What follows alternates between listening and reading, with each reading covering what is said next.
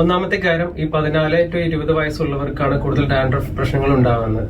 കാരണം ഈ പ്രായത്തിലാണ് കൂടുതൽ ഹോർമോൺ ഇംബാലൻസും ഉണ്ടാകുന്നത്, പ്രത്യേകിച്ച് തൈറോയ്ഡ് ഹോർമോൺ. രണ്ടാമത്തെ കാര്യം എന്താണ്? അലർജി. 80% അകത്തുള്ള അലർജിയാണ് പ്രശ്നം. അലർജിയുടെ ടെസ്റ്റ് ഉണ്ട്. താരനുള്ളവർ IG ടെസ്റ്റ് ചെയ്യുകയാണെങ്കിൽ റിസൾട്ട് വളരെ ഹൈ ആയിരിക്കും. മൂന്നാമത്തെ കാര്യം വയറും ഇൻഡസ്റ്റൈനും സംബന്ധിച്ചിട്ടാണ്.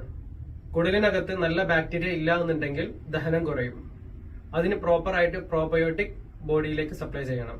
അതിനു പുറമെ വേംസ് അല്ലെങ്കിൽ വിരയുടെ പ്രശ്നങ്ങളും ഉണ്ടാവും.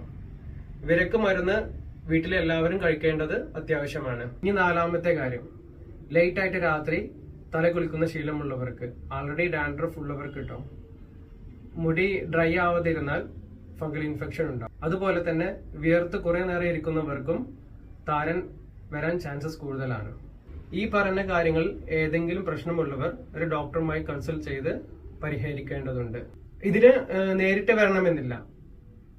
സൂമിൽ ഓൺലൈൻ കൺസൾട്ടേഷൻ അവൈലബിൾ ആണ്. അതുപോലെ തന്നെ മരുന്നുകൾ കൊറിയർ ആയിട്ട് അയക്കാനുള്ള സൗകര്യവും ഉണ്ട്. ഇതിന്റെ കൂടെ 1000 ലീഫിന്റെ ഈ പ്രൊഡക്റ്റ് ഉപയോഗിക്കുകയാണെങ്കിൽ താരൻ പൂർണ്ണമായും മാറിക്കിട്ടും.